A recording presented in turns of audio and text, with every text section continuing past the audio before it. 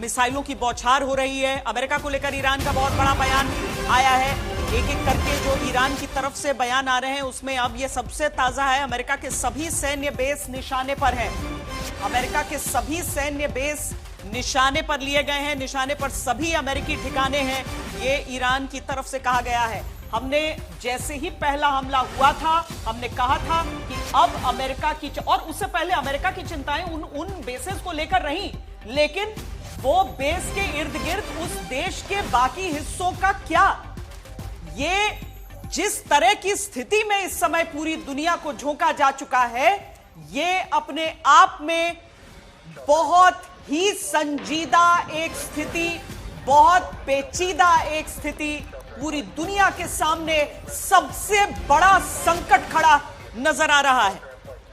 केवल ईरान पर हमले नहीं हो रहे हैं, ईरान कर रहा है पलटवार, और ईरान जिन इलाकों में पलटवार कर रहा है मुमकिन है वहां पर अमेरिका तो तैयार रहा हो अपने बेसेस को लेकर, लेकिन वो देश में भी अभी चिंतित रहेंगे, पसुपेश में रहेंगे कि अब क्या करें, आगे क्या करें। जनरल विशंबर दयाल भी हमारे साथ इस समय स्टूडियो में जुड़ गए हैं। सर देखिए श्वेता, इसमें कोई शक की बात नहीं है कि जब आपने एक बार ईरान के ऊपर अटैक कर दिया, इजराइल ने किया, अमेरिका ने किया, वो एक है।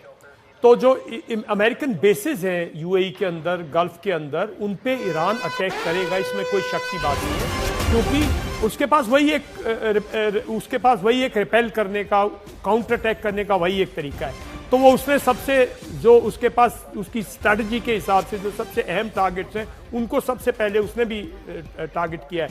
और इसमें मैं नहीं समझता कि यूएई की जो बाकी कंट्रीज हैं, जो इस इलाके में कंट्रीज हैं, वो रिजीम्स किसी तरह से इस लड़ाई में डायरेक्टली इन्वॉल्व होंगी अगेंस्ट ईरान।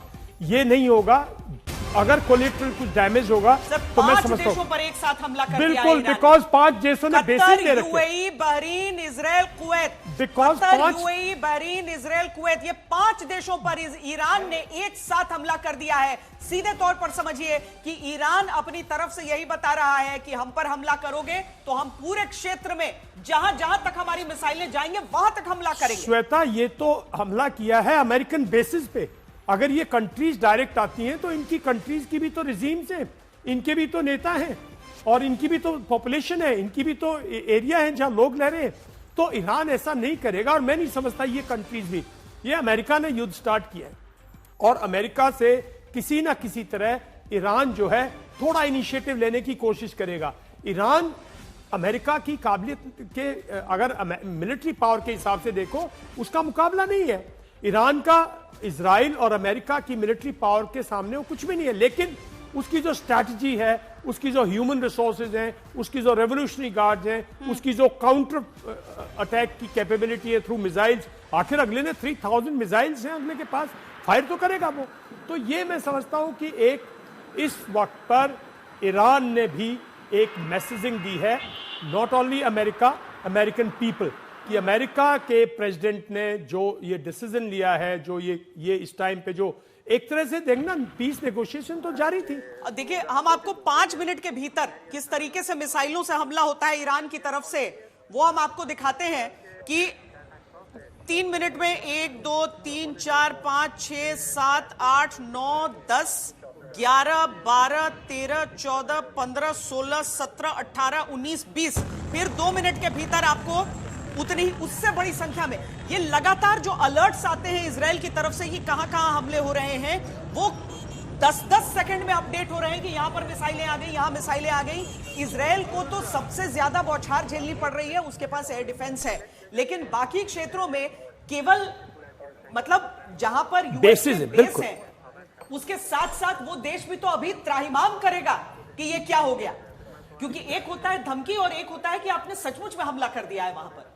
तो सचमुच में तो हमला अमेरिका ने और इजराइल ने किया है, तो उसको काउंटर अटैक तो करेगा। अगर ये सोचते कि भाई ईरान बिल्कुल कुछ नहीं करेगा, बल्कि अगर ईरानियन स्ट्रैटेजिस्ट ठीक करते और ठीक सोची होती तो Iran could have also initiated the war. Iran के ऊपर तो पिछले 1 महीने से बादल गज रहे, इसके बादल बरसा, वो है एक तरह से भय बना हुआ है, लोगों में बिजनेस नहीं हो रहा, स्ट्रीट्स में बिल्कुल कोई हरकत नहीं है। तो ईरान तो ऑलरेडी 1 महीने से वॉर के सिचुएशन में है। तो ये पीस की होप थी, जो मैं समझता हूं अमेरिकन ने और इजरायलीज ने जो है वो भंग कर दी। और अब मैं समझता हूं लंबा युद्ध खींचेगा और इस लंबे में नुकसान होगा, सबका नुकसान होगा। जैसे आपने भी कहा पहले और हम भी कह रहे हैं, हमारा नुकसान होगा, साउथ ईस्ट एशिया का नुकसान होगा।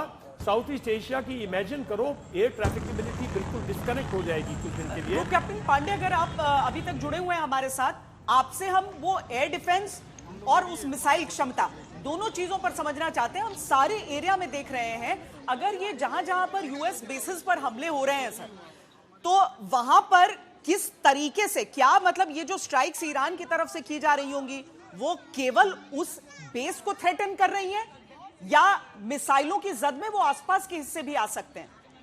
देखिए, दो बातें बहुत ही महत्वपूर्ण है। पहली बात ये कि जिस प्रकार से हमले हो रहे हो, आपने जैसे बताया भी कि 5 देशों के खिलाफ जो आपने टारगेट किया है, आप इनको कहिए 5 देशों की जगह अगर आप कहें कि 5 यूएस बेसिस को जो 5 जियोग्राफिकली 5 देशों में हैं, उन पर अटैक किया तो बेहतर होगा, क्योंकि अभी जो हमारी एवॉनिक्स है और जो लड़ाई का प्रिसीजन मेजरमेंट है वो इतना एक्यूरेट हो चुका है कि आप पिन पॉइंट अटैक कर सकते हैं। भारत ने ऑप्शन में इसका उदाहरण पेश किया था, बालाकोट में पेश किया था और गल्फ वॉर में अमेरिका ने भी पेश किया था।